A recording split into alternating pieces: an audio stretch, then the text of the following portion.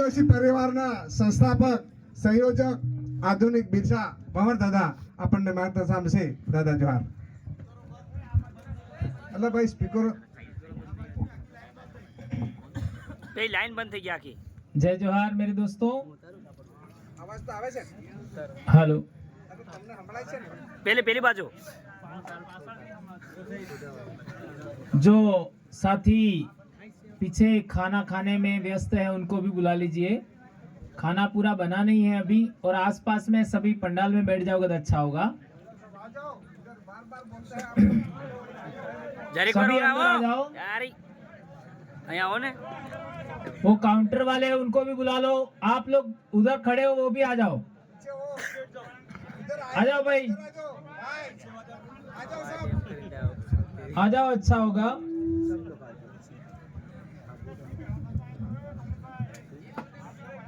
आज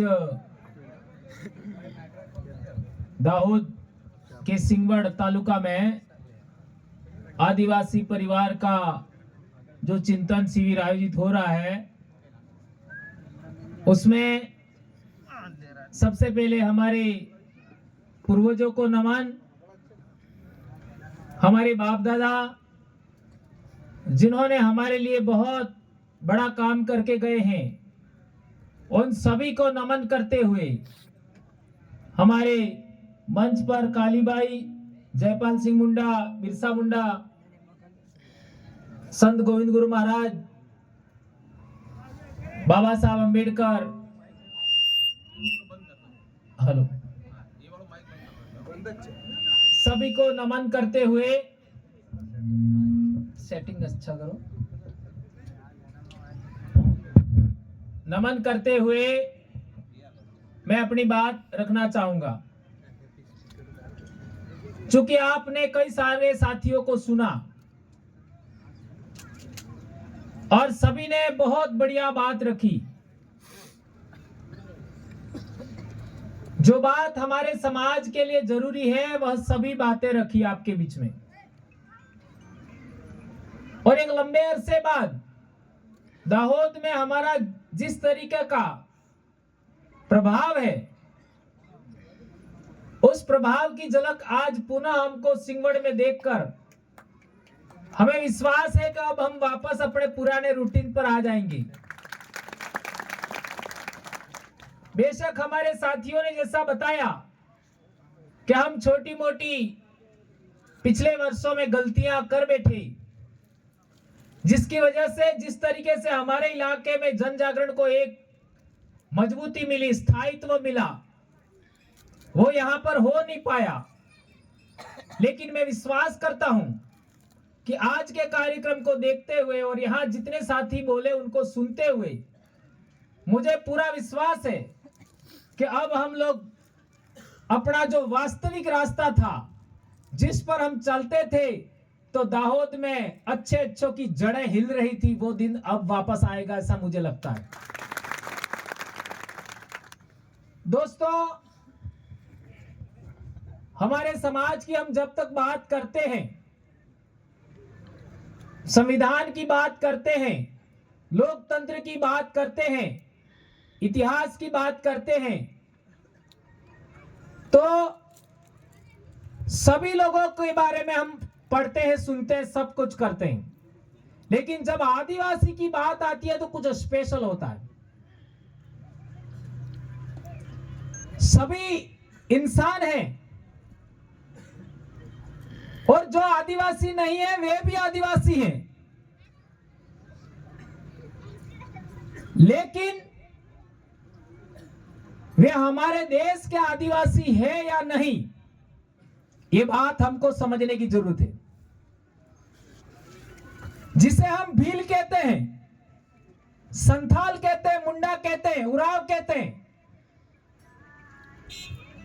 5 जनवरी 2011 के supreme court के जजमेंट ने जो कहा उसको आधार मानते हुए जो लोग आदिवासी हैं उनको आइडेंटिफाइड किया गया और भारत देश में 8 से 9% आज की तारीख में आदिवासी है. यह 2011 में सुप्रीम कोर्ट ने कहा था. उन आदिवासियों में सबसे बड़ा आदिवासी समाज भील है। और भीलों ने एक लंबे समय तक जितने भी बाहर से लोग आए उन सभी लोगों का जितना संघर्ष कर सकते थे किया, और मानवता दिखाते हुए, इंसानियत दिखाते हुए कभी भी उनका उस तरीके से संघर्ष नहीं किया, उस तरीके से लड़ाई नहीं लड़ा कि उनका मरण हो। इतिहास में बहुत बड़ी बात है दोस्तों। हमारे पूर्वजों ने अपनी सुरक्षा की जब संकट आया तब, लेकिन हम लोगों ने किसी के खिलाफ उस तरीके से लड़ाई नहीं लड़ा जिस तरीके से दूसरे हिंसक लोग लड़ते हैं। जो लोग बाहर से आए उन सभी ने हिंसा का सहारा लिया, लेकिन जो लोग भारत में रहते थे उन्होंने कभी हिंसा का सहारा नहीं लिया। आज से 4 से 5 हजार साल पहले, यहां तक कि सिंधु घाटी सभ्यता की हम बात करें, उसके अंदर कोई हथियार नहीं मिला, कोई हथियार नहीं मिला। और बाद के समय में हम देखते हैं तो हमारे पूर्वज उस जमाने में अपनी सुरक्षा के लिए तीर कमान का इस्तेमाल करते थे, आज भी कर रहे हैं। हमने कभी भी अपने हथियारों का परिष्कार नहीं किया, विकास नहीं किया, अपडेशन नहीं किया। इसलिए कई लोग कहते हैं कि बाहर से लोग आए तो आदिवासियों की जमीन छीनती गई, और आज की तारीख में सारे आदिवासी जल विभाजक रेखा पर हैं।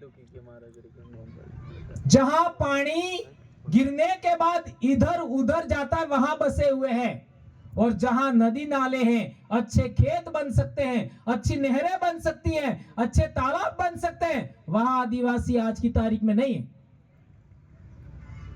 उसका कारण क्या है कि हम लोगों ने अपने समाज का रक्षण करने का ही सोचा, आक्रमण के बारे में कभी नहीं सोचा। यह मानवता के लिए, यह इंसानियत के लिए सबसे बड़ा जीवन मूल्य है।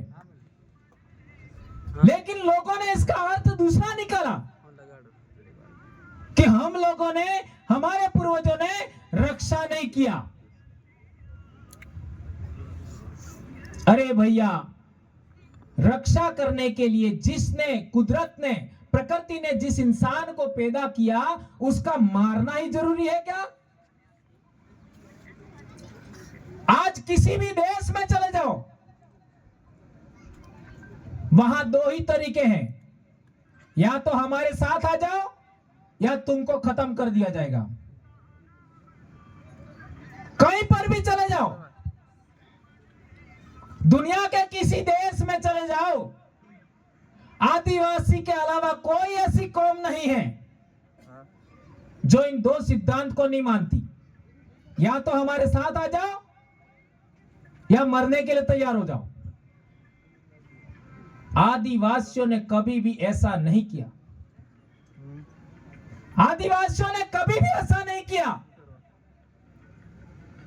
उनको जीने का अवसर दिया, उनको पेट पालन का अवसर दिया। यहां तक कि कोई भूखा अपने घर आ जाए तो सबसे पहले अपने हिस्से का रोटी खिलाया हम लोगों ने। उसको सोने के लिए अच्छा बिस्तर दिया हम लोगों ने, और यदि कोई दुश्मन है उसका तो उसकी रक्षा के लिए हम लोग आगे गए, उसको पीछे रखा। यानी कह सकते हैं कि भारत देश ही नहीं, पूरी दुनिया के अंदर आदिवासी कौम श्रेष्ठ कौम है, जो अहिंसक कौम है। यह बात याद रखना होगा। सबसे ज्यादा श्रेष्ठ समाज है सबसे ज्यादा अहिंसक समाज है, इसका प्रमाण है ये। और इसी वजह से आज हम सबसे ज्यादा संकटग्रस्त हैं। अहिंसक कौन है, सबसे अच्छे समाज है, इसलिए ही हम लोग सबसे ज्यादा संकटग्रस्त हैं। ये बात समझना होगा। जो लोग हिंसक हैं, दूसरे की जमीन छीनना चाहते हैं, दूसरे का शोषण करना चाहते हैं, ऐसा चरित्र, ऐसी आदतें, ऐसा डीएनए हमारा नहीं है। इस वजह से आज हमारे समाज पर समस्या आ पड़ी है। आज देख लो, जो लोग मेहनत नहीं करते, जो लोग मजदूरी नहीं करते, जो लोग श्रम नहीं करते, वो लोग मेहनत करने वाले, मजदूरी करने वाले, श्रम करने वाले लोगों का शोषण करते हैं। उनकी कमाई हुई अनाज को, उनकी कमाई हुई फल को, उनके कमाई हुए सब्जियों को छीन लेना चाहते हैं, शोषण करते हैं। क्या हम लोगों ने ऐसा कभी किया? नहीं किया। उनके मेहनत का पैसा कमाया हुआ है, उसको छीन लेते हैं। 100 रुपए का जूता है, 500 रुपए लेंगे। 150 रुपए का ड्रेस है, 1000 रुपया लेंगे। वो शोषण करने वाले लोग हैं। और आदिवासी कभी किसी का शोषण नहीं करता। हम लोग जानते हैं कि कोई आदमी, कोई समाज हमको कोई चीज मुफ्त में देना चाहता है तो भी हम लेते नहीं, उसके बदले में उसको कुछ देते हैं। ये जो मैंने दो तीन बातें आपको इसलिए बताई कि हमारा समाज सबसे श्रेष्ठ समाज है, नंबर 1, और नंबर 2 अहिंसक कौम है। इन्हीं दोनों बातों की वजह से हमारी समस्याओं का निर्माण हुआ है। आज देख लो, यदि मुस्लिम समाज की बात करें, मुस्लिम धर्म की बात करें, तो 712 ईस्वी में सिंध में सबसे पहले आए थे, सबसे पहले। और अंग्रेजों का राज शुरू हुआ तो 1757 में हुआ। इतना लंबा मुसलमानों का राज रहा भारत में। तो इतने टाइम तक हमारे बाप दादे लड़ते रहे, संघर्ष करते रहे, और 1757 से लगा करके 1947 तक अंग्रेजों का राज रहा। तब भी हमारे बाप दादा लड़ते रहे। 1947 से 2024 तक हमारे देश में डेमोक्रेसी है, लोकतंत्र है। आज भी हम लड़ रहे हैं। सही है गलत है? इसका मतलब है 712 ईस्वी से 2024 तक आज भी हम संघर्षरत हैं, आज भी हम लड़ रहे हैं। लेकिन उससे आगे जाइए, हमारे देश में रजवाड़ों की स्थापना हुई, राजतंत्र का स्थापना हुआ। उस जमाने से हम लड़ रहे हैं, क्योंकि हमारी व्यवस्था राजतंत्र नहीं है। हमारे बाप दादाओं की समाज व्यवस्था, हमारे बाप दादाओं का राज व्यवस्था गणतंत्र की व्यवस्था है। यही गणतंत्र आज की तारीख में इसको रूढ़ी प्रथा कहते हैं। आर्टिकल 13(3) क की जो बात हो रही थी, उसके अधीन ये बात आती है। हमारे उधर पाल कहते हैं, 12 फड़ियों का एक समूह होता है, उसको पाल कहते हैं। उसकी अपनी एक व्यवस्था होती है। आपके इलाके में तड़वी मुखी की व्यवस्था होगी, उत्तरी गुजरात में गमेती, हमारे भी गमेती बोलते हैं, मुखी बोलते हैं। यह जो व्यवस्था है हमारे समाज की, उसी समाज व्यवस्था के आधार पर साल भर के जितने त्योहार हैं, हमारे जितने उत्सव हैं, इन्हें अपने बाप दादा उहो कहे अपने बोली में, इस सब नो संचालन था तो मेरे दोस्तों विचार करिए કે બારિશ શરૂ થવાની વે તારે થકી આ વાડી જવારાનો દાડો આવે તાર તક એને કાલ પરસુ દાડો ગયો વાડી આપણે વાવેન વાડી વિસર્જન કરો, પૂજા કરો, પ્રકૃતિ પૂજાઈ।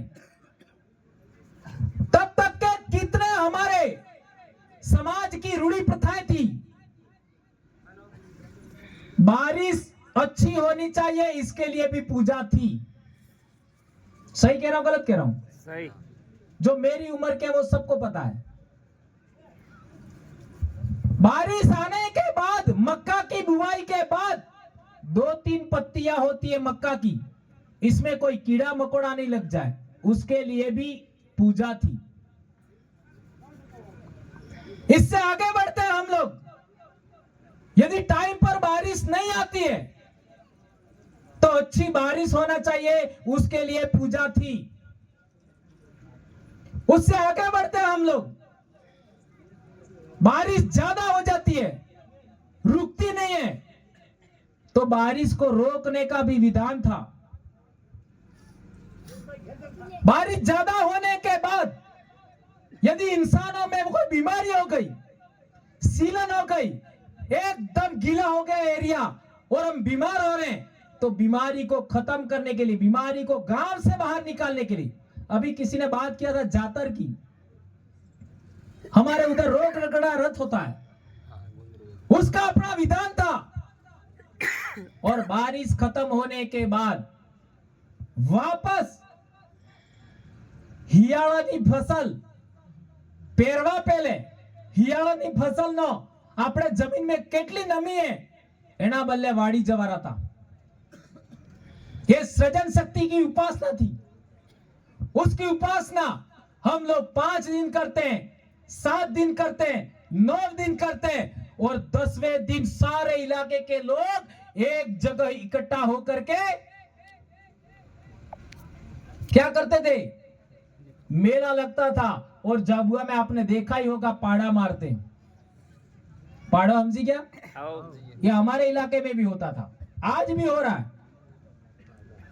अब आप विचार करिए मेरे दोस्तों, जब बारिश शुरू होने वाली थी, वहां से लगा करके वाड़ी जवारा और 10वीं तक, आज की तारीख में हम क्या कर रहे हैं? है?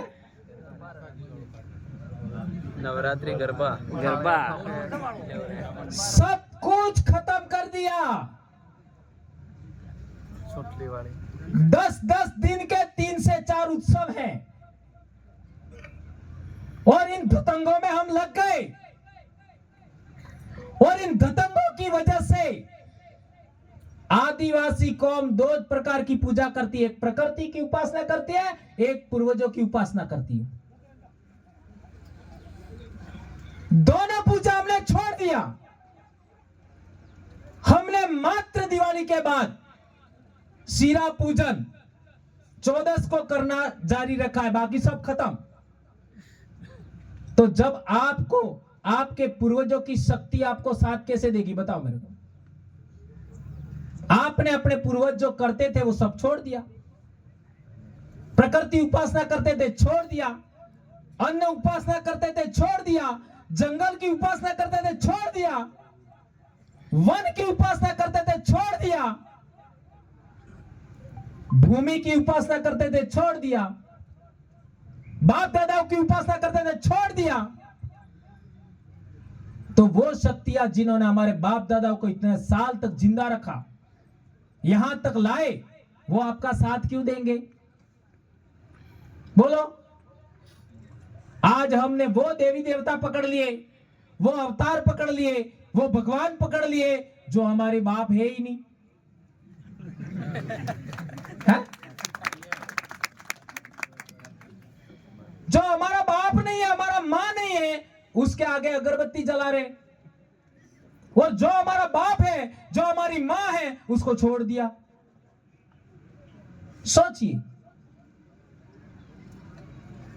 यह अरावली पर्वतमाला, यह विंध्याचल पर्वतमाला, यह सातपुड़ा पर्वतमाला, यह सह्याद्री पर्वतमाला भीलों की मूल भूमि है।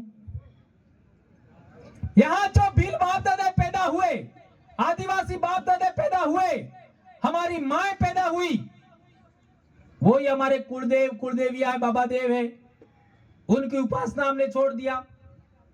वो ही हमारे खत्रीज है, उनकी उपासना हमने छोड़ दिया, और जो हमारे है ही नहीं उनको पकड़ लिया। बोलिए,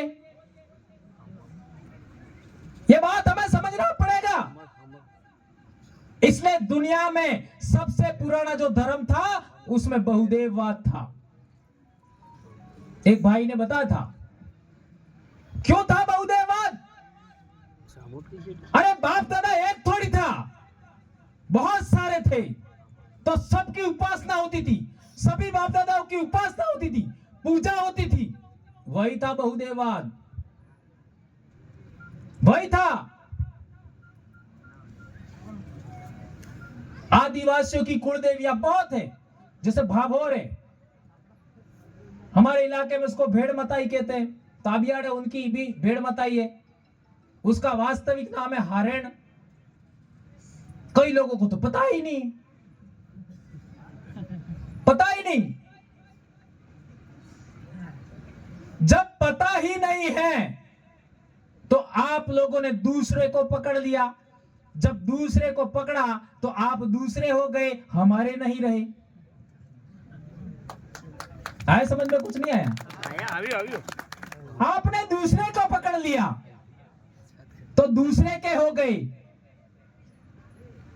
हमारे वाले को वापस पकड़ना है तो हमारे होंगे। कैसे? अभी कल परसों मैंने एक पोस्ट बनाई थी आदिम दर्शन नाम से। यदि आप अपने समाज को जोड़ना चाहते हो तो उसमें टोटल 16 बिंदु हैं, टोटल 16। उन पर आप स्टडी करिए, उन पर आप बोलना सीखिए। ये 16 बिंदु पर आप बोलेंगे तो आपके परिवार में भी परिवर्तन होगा, आपके गांव में परिवर्तन होगा, आपके तालुका में परिवर्तन होगा, आपके जिले में, आपके राज्य में भी परिवर्तन होगा। उसमें कई सारे साथियों ने कमेंट किया मेरे को कि 8वां पॉइंट हमारे दिमाग में नहीं जमा। 8वां पॉइंट है पुनर्जन्म। सारा खेल यहां छिपा हुआ है। जितने भी भगत लोग हैं बाबे, वो क्या सोचते हैं, अणी जिंदगी में तो पूरू मजो नहीं आपजो, देखते देखते गड़ा થઈ ગયા है, पूरू सुख नहीं મળ્યું, एक फरो पासु जलम મળે तो ठीक, ते पासु जलम लीवा बदले હું કરવો? भक्ति करवी પડે। હું કરવું પડે? भक्ति करवी પડે। अच्छा, भक्ति करवा बदले હું જુજે? भगवान जूझे। भक्ति करवा वाले भगवान जूझे। आपने भगवान कौन था? बाप दादा। आज सब जीवता भगवानी, आज सब जीवता भगवान। आज भी हमारे इलाका में बोली में कहें काला माता नो मानवी जीवतो भगवान। आज कहते हैं काला माता नो मानवी जीवतो भगवान, आज भी बोलते हैं। और जो इंसान उम्र दराज हो जाता है, बूढ़ा हो जाता है, इन्हें हो गए गड़ी मूर्ति, हो गए गड़ी मूर्ति एवं तमिकी मूर्ति को रास्तो भटकचा नहीं भटकचा है। हमारे बाप दादा मूर्ति किसको कहते थे? जो बूढ़ा इंसान है, जिसके पास बहुत ज्यादा ज्ञान है, अनुभव है, जिसका डीएनए हमारे शरीर में है, उसको मूर्ति कहते थे। हम किसको मूर्ति कहते हैं? पेलो पाणा नो है नहीं। विचार करिए। तो जैसे मैं मेरी अपनी बात करूं तो मेरे को मेरे मम्मी पापा, मार आई ने बापे બે જણે पैदा की दो, गलत है राइट है? ने मारे बाप ने कड़ी पैदा की दो, તમારા ડાહવે। हाँ, मारे दादा ने दादी ने मारे माँ ने कड़ी पैदा की दो, मारे ममाई दादी। अपना थोड़ो हाँ भाषा में अंतर है, ऐसा ही ना। तो आज की बात करूं તો મારે ઘર ને હોડે મારે પાપાના હેત કરતે મોટા ભાઈ જીવી 1936 નો જન્મ એણે તો અણને ઘર में 5 પીઢિયા અબાર જીવી કેટલી 5 પીઢિયા એવા તમે मारे बाबा ने पूछी लो 5 पीढ़ी बहुत कम घरों में 5 पीढ़ियां मिलती એટલે પૂછો તે આ મોકો ઈસ કહીંગા હા સોરા વાત તે હાસી છે એવી જ રીતે મને મોય પેદા થઈ ગયો તો ને મય એવો સોર પેદા કીધા ને બીજે એમને મોરે સાલ્યું સાક્ષી આલેંગા ठीक है अब सवाल पैदा होता है कि मारे मोटो बाबो एणाने घेरवाळाने या बे आज जीवी ई अणनो सोरो पैदा थाजो ते अणा सोराम हो गयो क्या गया जिसे आप बीज भी कह सकते हो इसे आप डीएनए भी कह सकते हो इसमें आप क्या बोलते हैं अपने क्रोमोसोम ये भी कह सकते हो आपका एक जीवित कोशिका ट्रांसफर हुई सही है गलत है जीवित कोशिका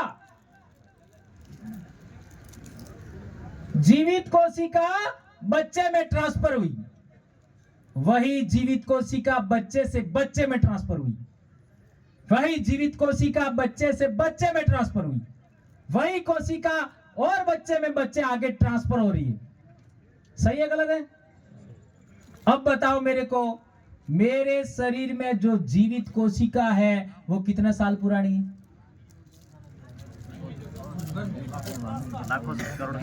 विचार करिए आपके शरीर में जो जीवित कोशिका है वो कितने साल पुरानी है कोई एक जना खड़ा होकर बताओ हाँ रमण दादा तभी सुबह थी जो अनाज काल अनंत काल से जब इस धरती पर सबसे पहले कहा जाता है साइंस के आधार पर चिंपांजी और इंसान का पूर्वज एक था ऐसा कहा जाता है लेकिन साइंस को आगे बढ़ाते हैं तो पेड़ पौधे वनस्पति जीव जंतुओं का उनका पूर्वज भी कॉमन था आज से लाखों साल पहले सबसे पहले इस धरती पर काई के रूप में एक कोशिकीय जीव पैदा हुए उसका विकास होते होते होते आज हमारे तक आए तो वो कोशिका जो सबसे पहले इस धरती पर जीवन पनपा उस जमाने से नॉन स्टॉप जीवित जीवित जीवित जीवित आज तक आ रही है और वो कोशिका केवल अफ्रीका में पैदा हुई ऐसा जरूरी नहीं है वो कोशिका यूरोप में पैदा हुई एशिया में पैदा हुई ऐसा नहीं है पूरी दुनिया के अंदर पैदा हुई पूरी धरती पर पैदा हुई और उसी जीवित कोशिका से विकास होते होते सभी जीवों का जन्म हुआ उसी से आगे बढ़ते हुए इंसान का जन्म हुआ तो अरावली पर्वतमाला विंध्याचल पर्वतमाला सातपुड़ा पर्वतमाला सह्याद्री पर्वतमाला साबरमती नदी लूणी नदी चंबल नदी बनास नदी माही नदी नर्मदा नदी तापी नदी गोदावरी नदी में जो सबसे पहला जीव पैदा हुआ उसका डीएनए हमारे अंदर आज भी जिंदा है वो जीवित कोशिका आज भी जिंदा है बताइए मेरे को तो आपका पुनर्जन्म हुआ कि नहीं हुआ हुआ कि नहीं हुआ आपके माँ बाप से आपका पुनर्जन्म हुआ दोनों का पुनर्जन्म माता और पिता दोनों का पुनर्जन्म आपके अंदर हुआ मेरे और मेरे वाइफ का पुनर्जन्म मेरे बच्चों में हुआ हमको रास्ता भटका दिया आपड़ोस पारो पास होता है अरे થઈ ગયું हो बाकी है। इसलिए हम लोग हमारे पूर्वजों की पूजा करते थे, क्योंकि उनकी जीवित कोशिका हमारे शरीर में आई और सौदे माते આપણે બાપ દાદા પૂજા કરે તો અમારા ઇલાકા में આપણો જે પૂર્વજ આવે ये पूर्वज वक्री जाए कि मेरे बच्चों ने मेरे ध्यान नहीं दिया, कोई विवाह हो रहा था, होली दिवाली थी और मेरे बच्चों ने ध्यान नहीं दिया, वो गुस्सा हो जाता है। तो गांव के लोग पुजारी होते वो कहते हैं अरे काला माता ने मानवी सो रहे नो खबर पड़े, भूल थई की वे, माफ करो, एवं भी भूल नहीं थाएगा, माफ करो। तो पसे खुश थवा बदले हो करे जी खाता ही आलू पड़ेगा। હા બોકડો ને કોકડો ને પેલો ખંભો માંગે તો ખંભો આલો પડે, दूध ने सोका मांगे तो दूध ने सोका आला पड़े। खुश થઈ છે, રમી ખીલીન પસે છે और પસે કઈ વાહ મારા બેટા આટલા દાડા में बीमारी આવે, આટલા વર में કાળ પડે, આમ થાય, સાટા કમ પડે, આમ થાય, તેમ થાય, એનો ખ્યાલ રાખશો। पहले थकी एडवांस बताड़े ऐसा करना और आवते वर मु पास आवो। सही है गलत है? आवते वर पास आवो यानी તમારે परिवार ने रखवाड़ी बदले पासो आवे, निगरानी बदले पासो आवे। कोण? તમારો आई बाप बे पास आवे, मतारोण ने बाबा डोकरा बे। ये हमारे बाप दादाओं की व्यवस्था थी, उस व्यवस्था को उन लोगों ने डाइवर्ट कर दिया, इसलिए हमारा दुख बढ़ गया। क्या कर दिया? आ तमे बेटा हो इस पास आव हो एम, अले मरवा बाद खाड़ा में गाली दीदा हरते पास आवोगा, बाली दीदा हरते पास आवोगा। अरे तुम्हारा जन्म हो चुका है, तो जिस तरीके से वो मरा हुआ बाप अपने परिवार का साल भर में एक बार निगरानी करने के लिए आता है, उसी तरीके से जीवित माँ बाप अपने बच्चों की भी निगरानी करें तो कितना बड़ा फायदा हो सकता है, सोचिए। और पहला जमाना में यदि अपने घेर ने आसपास बार बार भूतेड़ो आवतो, भूतेड़ो जानो ने હો बार बार भूतेड़ा आवतो,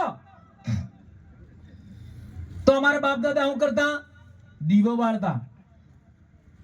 मैंने तो यहां तक सुना है कि बड़ा सा भूतेड़ा आता तो घर की बहुएं लाश करती, ई मारे वड़ाऊ गो आप जो एम, मारे वड़हारो वड़ाऊ ई आप जो एम।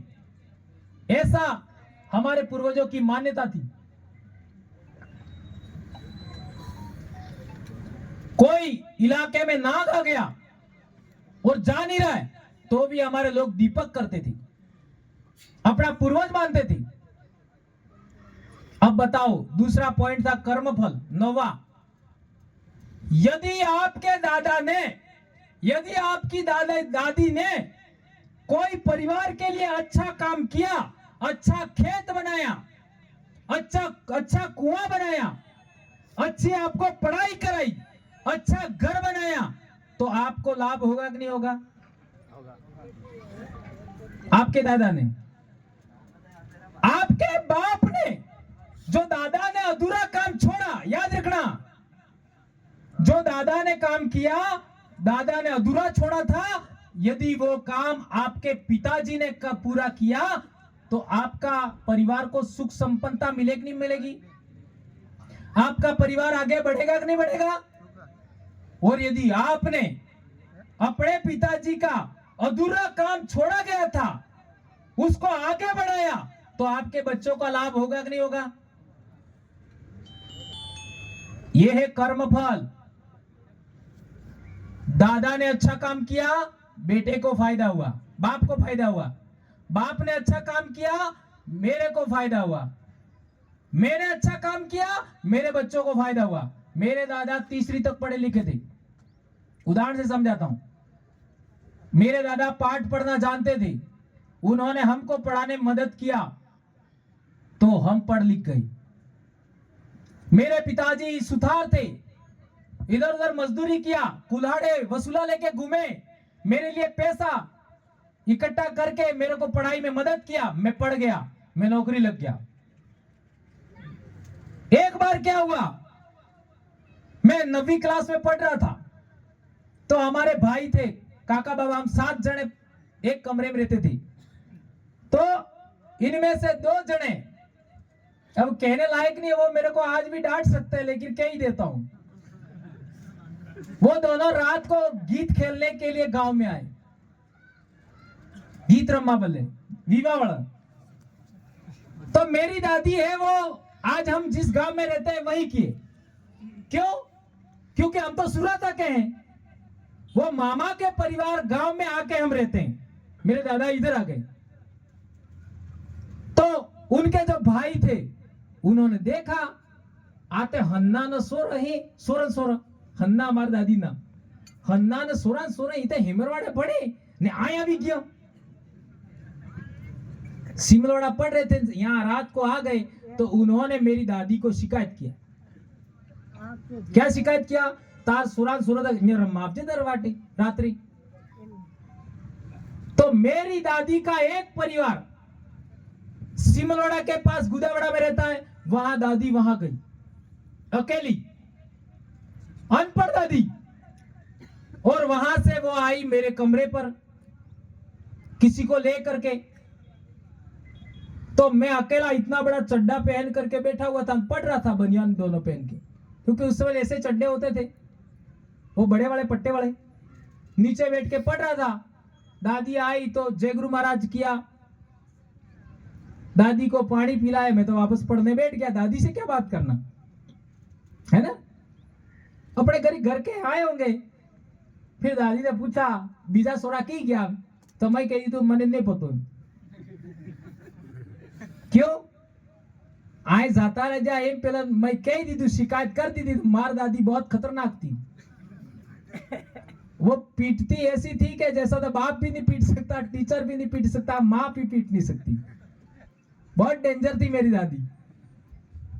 ऐसा मैंने शिकायत कर दिया तो दादी मेरे को वो मेरे को पीटते, दादी उनको पीटती, वो मेरे को पीटते। तो मैंने नहीं बताया। अब इसके बाद में दादी ने बोला कि देख बेटा, तारे मोटा बाबा ने 5 सोराई, कितना 5 ते नहीं पड़ी ते साल है, और जी सेकंड बाबो है ई मारसा बता टीचर था, अनंत 4 सोराई ई नहीं बने ते साल है, पर तो एकलो है, तो एकलो है तो नहीं बनियो तो तारे नहीं बने। ये मेरी दादी ने मुझे शिक्षा दिया और मेरे को एक सामाजिक शिक्षक बनाने वाली, वो सही शिक्षा देने वाली, मैं आज की तारीख में मानता हूं मेरी दादी को। उनके कहने के बाद मैंने फैसला लिया कि मेरे को पढ़ना है, और इसके बाद भंवरलाल परमार कभी रुका नहीं। किसी भी क्लास में अगले 3 बच्चों में मेरा नाम था। 9th क्लास में फर्स्ट, ध्यान रखो, और 10th में सेकंड, 11th में फर्स्ट, और 12वीं में थर्ड। एसटीसी किया फर्स्ट, कॉलेज में सेकंड, बीएड किया फर्स्ट। ऐसा रिकॉर्ड है मेरा पढ़ाई का। और वो बीजारोपण किसने किया? दादी ने किया। इसलिए मेरा अटल विश्वास है, यदि आपके दादी ने आपके लिए अच्छा काम किया तो इसका लाभ आपके माँ बाप को होगा।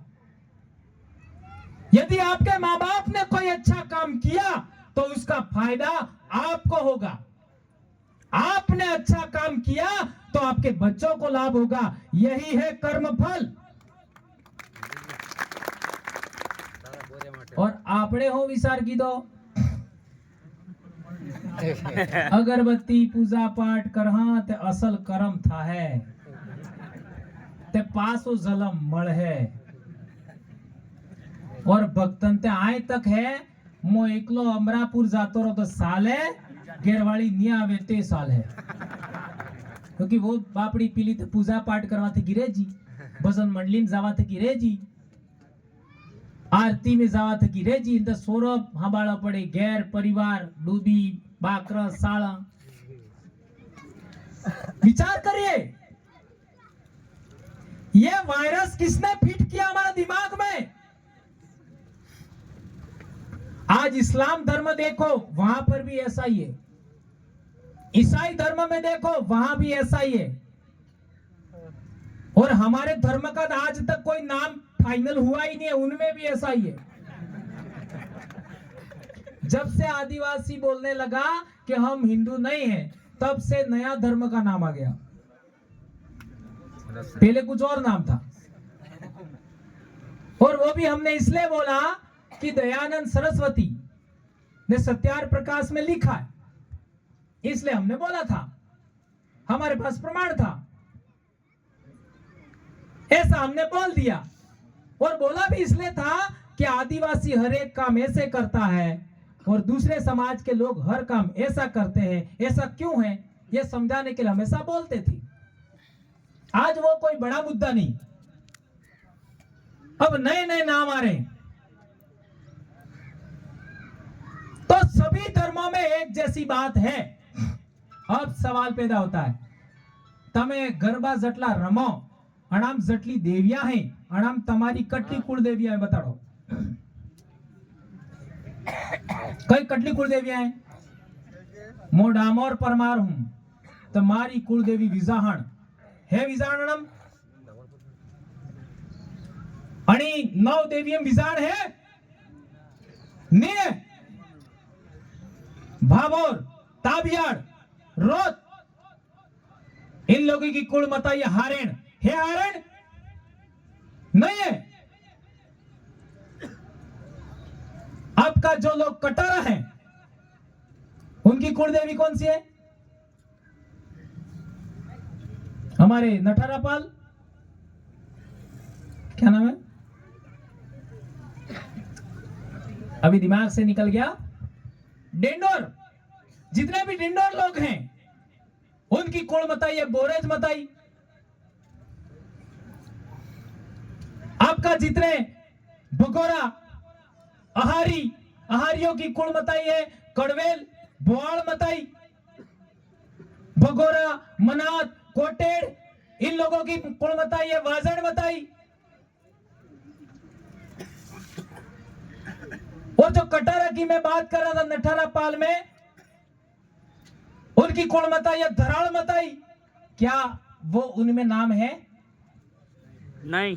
तुमने, तुम्हारे बाप दादे जब कभी कोई लड़ाई होती थी तो अपनी जो कुल मताई होती थी उसको जमणे जमणे हाथ पर यहां बांध करके जाते थे,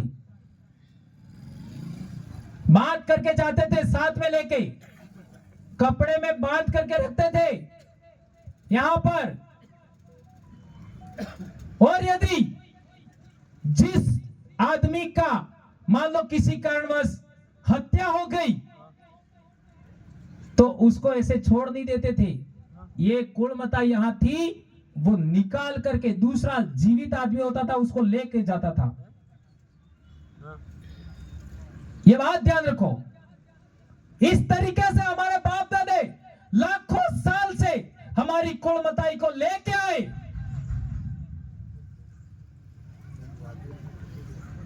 और आज हमने किसको पकड़ लिया? सोचिए, जो हमारा है ही नहीं। मैंने कई बार, एक बार मध्य प्रदेश में बोल दिया। क्या बोल दिया? क्योंकि लोग आरोप लगाते ईसाईकरण का, तो मैंने बोल दिया, क्या बोल दिया? क्या यीशु मसीह तुम्हारा बाप है? कई लोगों को बुरा लग गया, वो आज तक वीडियो चलाते लोग। वो क्यों बोला था? अरे भैया तुम्हारा बाप है उसकी पूजा करो ना, इसलिए बोला था। मेरा किसी का अपमान करना मेरा मकसद नहीं है। अच्छा, जो लोग ईसाई हैं उनका पवित्र ग्रंथ है बाइबिल, उसकी भाषा कौन सी है? हिब्रू, अंग्रेजी। तो क्या हिब्रू भाषा तुम्हारी है? अंग्रेजी भाषा तुम्हारी है? नहीं है। जो लोग अपने आप को मुस्लिम मानते हैं उनका भी हम सम्मान करते हैं, लेकिन उनके धर्म ग्रंथ का उदाहरण देख लो अरबी भाषा में। क्या तुम्हारी भाषा अरबी है? क्योंकि बिल तो मुसलमान भी है, इसलिए कह रहा हूं।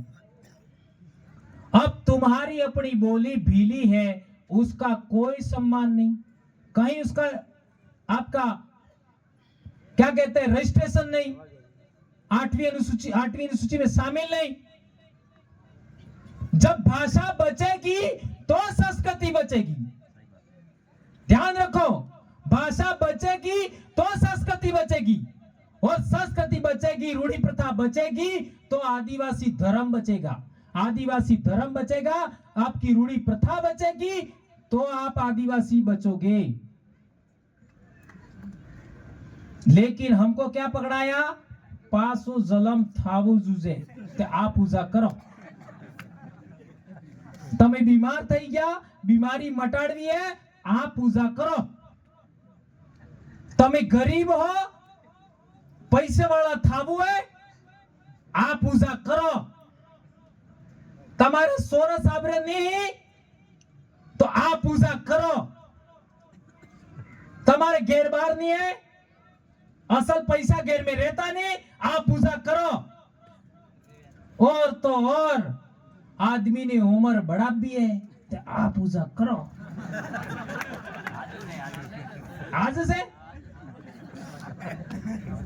मेरे घरवाली को तो मैंने आज से 5-6 साल पहले छुड़ा दिया, पर छोड़ा बाबले 4 वर्ष लगा मने अजू तक मुहावतो ने मारी लोकप्रियता एम बढ़े है। ऊपर जा रहा है ग्राफ, अभी ऐसे भी नहीं हुआ है, नीचे भी नहीं आ रहा है, क्योंकि मैं वो बात बोलता हूं जो कोई नहीं बोल सकता, कोई हिम्मत नहीं करता। विचार करिए, आपको क्या पकड़ाया? आपको वो पकड़ाया जो आपके पूर्वजों का था ही नहीं, और क्या छुड़वाया जो आपके पूर्वजों का ही था। तो भारत देश में आदिवासियों को सदा के लिए खत्म करने की योजना है, और हम इस योजना का हिस्सा बन चुके हैं। इसलिए मैं कहना चाहता हूं, यदि आप अपने समाज को, अपनी पीढ़ियों को, आने वाली पीढ़ी को सही दिशा देना चाहते हो तो आपकी कुलमताई, आपके बाबा देव, आपके खत्रीजों की पूजा तो करनी ही होगी। लेकिन ध्यान रखो, बारिश शुरू होने से ये 10वीं तक की जितनी पूजाएं थी उनको भी वापस जीवित करना होगा, और जीवित कार्य थाएगा जारे आ पग पाड़ा माते तमे जो हो एने थोड़ा लगाम लगावो। पिछले साल લીમખેડા में अपना बेग भाई मरी गया, राइट है गलत है? पीली दशा माता ने नाम माते हमारे गलियाकोट में एक लड़की ने, कुंवारी लड़की थी, उसने छोटी बच्ची को तलवार से काट डाला। हमारे इलाके में 2015-16 की बात बताऊं, शायद 17 की, मेरे को एपीओ किया गया था, तब की बात है। एक लड़का करवा चौथ का व्रत करके लड़की को मिलने चला गया। अब विचार करो यार, किस उसकी औरत तो घर में होगी, लेकिन वो तो था कुंवारा। अब कुंवारे करने लगे, विचार करो। जबकि उनकी मान्यता के अनुसार विधान किसका है? शादीशुदा महिला पुरुष का। लेकिन हमारे आधे अधूरे लोग क्या सोच बैठे? कुंवार रहते करीना को मिलने चला गया। अब वहां लोगों ने पकड़ लिया, पकड़ने के बाद नीम से बांधा, कपड़े फाड़े, पीटा, फिर पुलिस बुलाई, अखबार वाले बुलाए, फोटो खींचा, वायरल किया, फिर पुलिस छुड़ा के ले गई। दूसरे दिन अखबार में छप के आया, तो सारे समाज की बदनामी हुई कि नहीं हुई? एक व्यक्ति की वजह से, एक लड़के की वजह से पूरे समाज की बदनामी हुई। इसी बात को मैं गुस्सा होकर के मैंने बहुत तगड़ा मार लगाया। किसको? माँ बाप बैठे हुए थे, और वो भी किस लिए बोला? एक दूसरे साथी थे, उन्होंने मेरे को चिट्ठी पकड़ाई आ बात के विषय में। मेरे पहले भी एक टीचर ने बोला था, तो ना तुम्हें कही दोगा तो गुमाता बड़ा असर पड़ेगा, तो मैंने बोल दिया। और उस समय क्या होता था कि ऐसी जो माँ बाप को समझाने के लिए बहुत डेंजर बातें बोलते थे, उसका वीडियो नहीं बनाते थे हमारे लोग। लेकिन जब बहुत बड़े पैमाने पर कार्यक्रम होते थे, तो कुछ लोगों ने अपने लोगों को वहां भेज करके वीडियो बना लिया और वायरल कर दिया, और आज तक चल रहा है। उसकी वजह से मेरे ऊपर एफआईआर भी हुई, बहुत परेशान किया, लेकिन मैंने पीछे कभी हटा नहीं। जो मैंने बोला है, इससे मेरे समाज की बर्बादी हो रही है, और मैंने अपनी बोली में, अपने समाज की भाषा में, अपने बच्चों के मां बाप को शिक्षित करने के लिए ये जो 10-10 दिन के आपका दशा माता का, गणेश उत्सव का, गरबों का जो उत्सव होता है, इसकी वजह से पढ़ाई भी करती है, उसको समझाने के लिए मां बाप को बोला था। मैं पीछे नहीं हटा। मेरे 3 इंक्रीमेंट रोक लिए, तो भी मैंने किसी के आगे हाथ नहीं जोड़ी। परिणाम क्या हुआ? आज हमारे इलाके में कोई पद यात्रा में लोग नहीं जाते आदिवासी परिवार के। इस साल कल काट्टे में एक आदमी ने कहा कि पूरे इलाके में मैं घूम रहा हूं, केवल 3 गरबे मिले, सब गरबे बंद। ई काढ़ आज से बीजो कोने नहीं है। विचार करो, देर सही धीरे धीरे समाज को समझ में आया कि हमारे बच्चों की पढ़ाई बिगड़ रही है, हमारे बच्चों का स्वास्थ्य बिगड़ रहा है। अरे 5 वर्णी सूर्य कांड न करें, 5 वर्णी तो शरीर में कितना नुकसान था, जबकि बच्चों को खाने की जरूरत होती है। हमारा शरीर का नुकसान हो रहा है, हमारी पढ़ाई का नुकसान हो रहा है, हमारा समय बिगड़ रहा है, और हम गलत बातों की ओर बढ़ जाते हैं। इसके लिए मैंने बोला, मेरा नुकसान जरूर हुआ, कई लोगों ने मेरे को बदनाम करने का कोशिश किया, समाज का भला हो गया, मैं खुश हूं। मेरा समाज मैंने बताए रास्ते पर चल रहा है। इसलिए आपका पुनर्जन्म हुआ कि नहीं हुआ? किस किस का हुआ बताओ? क्या बात कर रहे हो? हो गया? तो आज के बाद पहला पुनर्जन्म वहां नहीं पड़ हुए। आपको अपने कर्म का फल मिला कि नहीं मिला? कर्म फल मिला। दादा का कर्म फल आपको मिला, आपके पिताजी को, आपके पिताजी का कर्म फल का फायदा आपको हुआ, आपके कर्म फल का बच्चों को होगा। इसलिए हमारे बच्चों को हम जो काम नहीं कर पाए, वो हमारे बच्चों को करने के लिए कहिए। आज भी मेरे माँ बाप खेती कर रहे हैं, आज भी, लेकिन उनको खुशी है कि मेरे बेटे ने इतना बड़ा कमाल करके दिखाया, खुश है वो। और आज भी खाना वो मेरे को खिलाते हैं। मेरे पीछे पीछे आदमियों से ज्यादा औरतों का योगदान है। मेरे पीछे मेरी औरतों का और मेरी जो आसपास में औरतें हैं मेरे सगा संबंध की, उनका ज्यादा योगदान है, मेरी दादी का योगदान। मेरे जन्म के बाद पहला दूध मैंने मेरी भाभी का पिया, ताई का, 2, तीसरी मेरी माँ है ना, चौथी मेरी बहनें, और 5वीं मेरी पत्नी, और 6ठी मेरी सास, और 7वीं मेरी साड़ियां। इन सब ने मेरे को यहां तक लाए। मेरे बच्चों का पालन पोषण मेरी बहनों और मेरी सालियों ने किया, आज भी मेरे साथ में। मेरी दादी और सासू मां ने, मेरी मां ने कभी भी मेरे को नहीं रोका। ये जमाई जाए है बांटने दे हूं करते हुए ऐसा कभी सवाल नहीं किया है? एक बार हम भी हमें बे लड़ाई की, लड़ाई हुई कि मैं भी जिद्दी वो भी जिद्दी, क्योंकि वो भी अपने बाप के परिवार में लाडली, मैं तो लाडला था ही। अब दो लाडले लाडले लड़के तो रहे कौन पीछे, वो भी नहीं मानी, मैं भी नहीं माना। मेरी सासू मां ने कहा तार जे जावो जा, मार जमाई फेर पड़ना वो।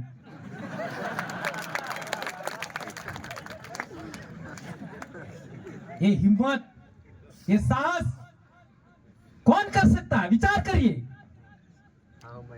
इसलिए मैं कहता हूं, मेरे को महिलाओं ने बनाया और न जाने कितने शिक्षकों ने मुझे पढ़ाया, कितने लोगों ने पढ़ाया। मैंने अपने स्कूल के बच्चों से भी सीखा, अनपढ़ लोगों से सीखा, पढ़े लिखे लोगों से सीखा, पूरे देश में घूम घूम करके। एससी समाज से सीखा, ओबीसी समाज से सीखा। एक भी समाज ऐसा नहीं है जिससे मैंने नहीं सीखा। मैंने मुस्लिम समाज के लोगों को भी सुना। यहां कई रमण भाई बैठे हैं, हाथ ऊंचा करो, इनको पूछ लीजिए, उनको पता है हम लोग पहले किस संगठन में थे। ये दो रमण भाई हैं, एक बरजोड़ है एक डामोर है। बरजोड़ को पता है। और 2015 के बाद नहीं, 2014 गिनो, क्योंकि लड़ाई तो 2014 में होती थी व्हाट्सएप फेसबुक पर। फेसबुक तो कम चलाते थे, व्हाट्सएप पर ज्यादा। उसमें एक आदमी ऐसा था जिसको मैंने औरत समझा। ये अतो बाबो तपस्वी। कौन तपस्वी? प्रकृति होटल वालों, गांव बोझला। अब वो रात की 2:30 बजे तक बहस करता और मानता ही नहीं थे। ऐसा आदमी मैंने पहली बार जिंदगी में देखा, जो कुछ भी कर लो, 100 आदमी पीछे पड़ जाओ नहीं मानेगा। 2:30 बजे 3 बजे माने ही नहीं। एक बार हमारे दोनों बहस हो गई तो पर्सनल आ गए वो, और सबको पता है उनकी आदत। तो लिखा हुआ तपस्वी, तो मैंने क्या बोल दिया, मैं लड़कियों से औरतों से बात नहीं करता। अब साला विवाद हो गया, तो मेरे को औरत बोल दिया। और क्या क्या हुआ होगा आप क्या समझो, वो सब पुराने साथी जानते, ये सब सीनियर साथियों को सब पता है। और फिर विनेश भाई नीनामा की मां की मृत्यु हो गई, वहां सब हम लोग बैठने गए। तो वहां हम कांति भाई दोनों मोटरसाइकिल से गए, मेरी बाइक पर। तो वो सारे कई सारे लोगों को हमने देखा वहां घूम रहे हैं, लेकिन हम आपस में पहचानते नहीं थे। और व्हाट्सएप पर तो सब जानते थे ये हैं, लेकिन इनको शक्ल से जानते नहीं थे। फिर हमने विनेश भाई को फोन किया तो घर के अंदर थे, बाहर आए। बाहर आने के बाद हमको ले गए, उनको भी बुलाया, फिर परिचय हुआ, ये तपस्वी। ये वो गामित क्या नाम है? अब राजेंद्र भाई गामित ना, फेर पेला एक આપણે અમદાવાદ वाला नयन भाई गामित। ऐसे कई सारे साथी थे वहां, सबसे परिचय हुआ। साला यही लोग हम आपस में लड़ते हैं। फिर जो काम करना था बैठक का किया ने। पास में ही हाईवे पर एक होटल थी, वहां हम लोगों को नाश्ते के लिए बिठाया, वहां हमारी चर्चा हुई। देखो आदिवासी परिवार कैसे बना मेरे दोस्तों। फिर सबने चर्चा करने के बाद निर्णय किया। क्या निर्णय किया कि यार आपने मानगढ़ में एक दाड़ो बेहू छे। फिर हम मानगढ़ पर बैठे, और बैठने के बाद हम लोगों ने टाइटल बनाया आदिवासी परिवार। वो आज तक चल रहा है, देख सकते हो। और इसके 4 पाए बनाए हमने। संगठन विहीन आदिवासी परिवार, राजनीति विहीन आदिवासी परिवार, धर्मविहीन आदिवासी परिवार, बॉर्डरलेस आदिवासी परिवार, इन 4 सूत्र ने सबकी ऐसी की तैसी कर दी, सबके दिमागों को हिला के रख दिया। मैं बोला और बैठा ही नहीं, उससे पहले राजू भाई खड़ा हो गया। क्या बोला? मैं तो आज भी सर पर हाथ रखवा के आया, उसका क्या? आशीर्वाद लेके आया, उसका क्या? रात भर बहस हुई। धीरे धीरे लोगों में बदलाव हुआ और आज इतना बड़ा जनजागरण हुआ। आज विचार करिए, पूरे देश में आदिवासी परिवार की विचारधारा आगे बढ़ गई है। आज आपका बनाया हुआ संगठन 11 राज्यों में पहुंच गया। राजस्थान से आंध्र प्रदेश, गुजरात से लगा करके आसाम तक आपका संगठन चला गया, आपकी विचारधारा चलेगी। विचार करिए, यह काम केवल राजस्थान के 2 लोग उस दिन गए थे वहां शामलाजी में, लेकिन गुजरात के लोग तो 25 से 30 थे और मानगढ़ पर भी इतने ही बैठे थे। और जिस दिन सम्मेलन हुआ तो बहुत सारे लोग थे, पहला कार्यक्रम हुआ। इसलिए मैं कहता हूं, इतने सारे लोगों ने कमाल का काम किया। जो मर्जी आए बोलो, जो राय बनेगी वही करेंगे। फिर हमको गवर्नमेंट के द्वारा परेशान किया गया, क्योंकि वोट प्रभावित हो रहे थे, राजनीति प्रभावित हो रही थी इन 4 बिंदु की वजह से। तो लोगों ने हमको परेशान किया, एपीओ किया, निलंबित किया, ये किया, वो किया। तो अपने जो बेरोजगार लोग थे वो विफर गए। उन्होंने कहा कि अब इन नेताओं को सबक सिखाना है, क्या करें। ऐसे करते करते ये जो चुनाव लड़ने वाली बात शुरू हुई, मैंने तो पहले मना कर दिया था, लेकिन कुछ लोग, युवा लोग नहीं माने।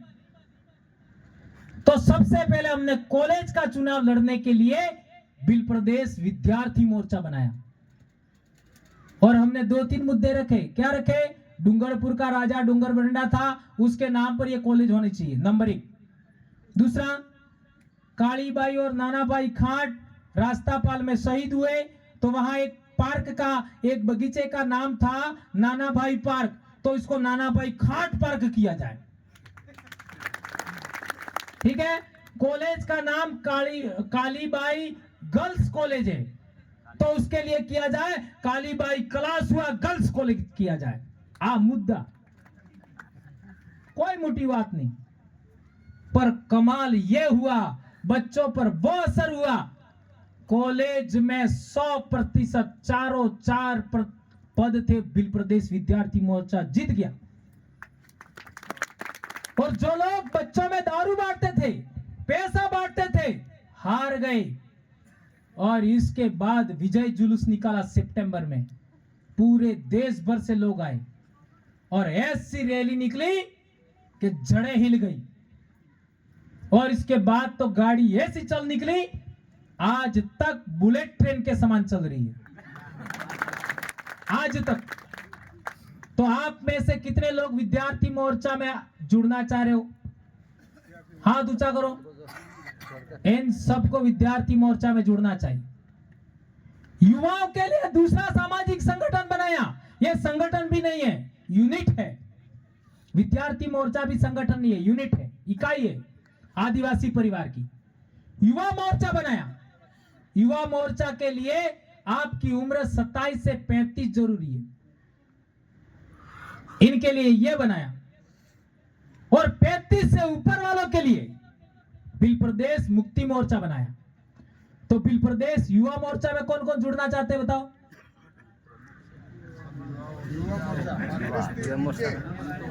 27 थी 35, और बिल प्रदेश मुक्ति मोर्चा में 35 से ऊपर है ताई। कर्मचारियों के लिए भी हमारा संगठन है, ट्राइबल एम्प्लॉयज फेडरेशन। और जो लोग संविधान के तहत, लोकतंत्र के तहत, आपका पार्लियामेंट्री डेमोक्रेसी के तहत, संसदीय लोकतंत्र के तहत चुनाव लड़ना चाहते हैं, विधानसभा में जाना चाहते हैं, लोकसभा में जाना चाहते हैं, उसके लिए भी हमारे पास संगठन है, रजिस्टर्ड कर दिया। और जाजम पर ही तय होगा। ये दिनेश सेकंड नंबर पे रहा, कल ही वोटिंग की गिनती हुई है और आज यहां के बोल रहा है। और तुम्हारे यहां कोई सेकंड रहा हुआ आदमी होता तो बेचार दाड़ा दे गोदड़ा में बांधने नहीं निकलता। विचार करिए, वोटिंग से जो वोट देने वाले लोग हैं वही वोटिंग करते हैं और इससे आदमी का सेलेक्ट होता है, फिर वो चुनाव लड़ता और ये जीत गया। ऐसे ही राजकुमार गया, तुम्हारे वड़ा प्रधान ने हमारे वड़ा प्रधान है तो करते खतरनाक भाषण दी दू बांसवाड़ा में। ये बांसवाड़ा वाला ने हरा भी नहीं सकता, समझ में आप जुग नहीं। और सेला जुगनी सेलीवारी बिलनी बिल प्रदेश बनावड़ो है। इस दो लाइनों ने यहां से राजकुमार को भेज दिया दिल्ली में। संत गोविंद गुरु महाराज ने कहा था भजन के माध्यम से कि दिल्ली मारी गादी है अंग्रेजिया, ने मानो ने मानो, यह साबित हो गया। संत गोविंद गुरु महाराज मेरे गांव में पैदा हुए, मेरी पाल के लोगों ने उनको घर दिया, खाना खिलाया, कपड़े दिए, यहां तक कि बिलों का पेड़ फहराया, गहने पहनाए। संत गोविंद गुरु महाराज को भील बनाने के बाद में, संस्कृति में लेने के बाद में, संस्कृतिकरण करने के बाद में गुरु स्वीकार किया बिलों ने। विचार करिए। इसलिए आज आप बासिया जाओगे तो किसी भी बंजारे के घर पर वो लहसुन ही देवे, सादा सूर्या वाली, केवल संत गोविंद गुरु महाराज के परिवार के आगे, घर के आगे वो लहसुन ही है। विचार करिए। हम खुद बोलते हैं, क्या बोलते हैं, वो बंजारा थे, जन्म से बंजारा हो सकते हैं, बीलों ने गुरु बनाया, बीली संस्कृति में लिया, उनका विवाह कराया, पैरण बदलवा रजू, बीलो ना खातो पीतो सालू की दो तारे। और आज एक नानक भगत बनी जाए, टीलू ताड़वानो आवड़े એટલું तो अपना समाज नो खाए नहीं, पिए नहीं,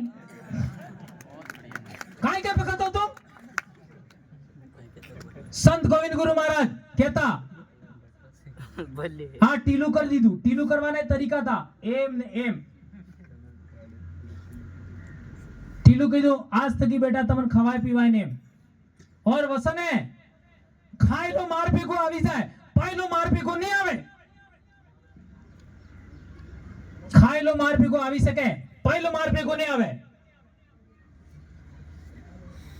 आज तक कोना ने कटला ब्रांड नहीं है, चुनाव ने टाइम आ बोतल ने पीली बोतल ने पई पई ने आड़ा पड़ी सी। इसलिए कहते हैं लोग कि जाजम पर तो हम एक हैं, लेकिन जब एक होना पड़ता तब हम अनेक हैं। समझ में आ गया। 5 साल में जब तुम्हारे हक अधिकार की बात होती है, जब तुम्हारी आवाज विधानसभा और संसद में भेजने की बात होती है, तब तुम अनेक हो जाते हो। और वो भी तुम्हारे गुरु ने जो रास्ता बताया, तुम्हारे बाप दादा ने जो रास्ता बताया, उसके विरोध में जाकर के तुम लोग अनेक हो जाते हो। इसकी वजह से हमारे समाज की समस्या है। इसलिए मेरे भाइयों, हम लोगों को वापस अपने बाप दादा की ओर लौटना होगा, अपने गुरु की ओर लौटना होगा, अपने संतों की ओर लौटना होगा। ये बात ध्यान रखनी होगी हमको। नहीं तो याद रख दो, ये जो मैं बोल रहा हूं ना, ये आने वाली पीढ़ी इसको जरूर पढ़ेगी, इसको जरूर सुनेगी। और समाधि माते, सीरा माते अगरबत्ती नहीं बालेगा, गारंटी याद रखो, नहीं बालेगा। मैं लिख भी रहा हूं, मैं लिख भी रहा हूं, वो पढ़ेंगे। जिन माँ बाप ने अपने बच्चों पर ध्यान नहीं दिया, अपनी मौज मस्ती पर ध्यान दिया, ऐसे माँ बाप को अगरबत्ती नहीं जलानी चाहिए। त्यों थाएगा हाँ मार माँ बाप एम करता था तो सोरन समझ में आवेगी नहीं करेगा, मजाक करो। अब सवाल पैदा होता है, जब बच्चा 6ठी क्लास, 7वीं क्लास, 8वीं क्लास, 9वीं क्लास में बच्चा पढ़ता है, तब माँ बाप क्या करते हैं? आपस में लड़ते हैं। ये हमने किया है। मैं ये कीधु एम कही सको, मने होगा सुड़ी दियो। याद रखो, बहुत गंभीर बात कह रहा हूं। 6ठी, 7वीं, 8वीं, 9वीं क्लास में जब बच्चे पढ़ते हैं, तब माँ बाप आपस में एक दूसरे पर शक करके लड़ते हैं। सही कह रहा हूं, गलत कह रहा हूं? तो सुरन खबर नहीं पड़े कि यहां ही लड़े। अले तमे बीड़ी पीता वे तो सोरा लगाड़ी लाभ से एम के तो सोरो बापो देखे नहीं कि एक सट्टो तो मारिस दिए। कितना बुद्धिशाली है वो। हमारा बच्चा कोई छोटा मोटा दिमाग वाला थोड़ी है। ऐसे हमने बहुत सारी गलत बातें पकड़ ली तो ये हाय लड़े, ये सोरो पतो करे, ऐसे बच्चे भटक गए मेरे भाई। आज छोटी कम उम्र के बच्चे अणा जलम में जीबन नहीं मळजू ते वहला जलम में हाथी रंगाम करी फांसी खाई जी, गड़वाई खाई जी। कितना नुकसान हो रहा है। इसलिए मेरे भाइयों, आप अपने माँ बाप पर ध्यान दीजिए, दादा दादी पर ध्यान दीजिए, अपने बच्चों पर ध्यान दीजिए, अपनी पत्नी पर ध्यान दीजिए, अपनी बहनों पर ध्यान दीजिए, अपने भाइयों पर ध्यान दीजिए, अपने गांव पर ध्यान दीजिए, अपने समाज पर ध्यान दीजिए। यही आपका सबसे बड़ा आदर्श मार्ग है, यही आपके कल्याण का मार्ग है। इस बात को याद रखिए। वापस दोहरा दूं, आप अपने दादा दादी पर ध्यान दीजिए, माँ बाप पर ध्यान दीजिए, खुद पर, अपनी पत्नी पर ध्यान दीजिए, अपने बच्चों पर ध्यान दीजिए, अपने काका बाबा भाई बहनों पर ध्यान दीजिए, अपने गांव पर ध्यान दीजिए, अपने ब्लॉक तालुका पर ध्यान दीजिए, अपने जिले, अपने राज्य पर ध्यान दीजिए, अपने समाज के कल्याण के लिए काम करिए।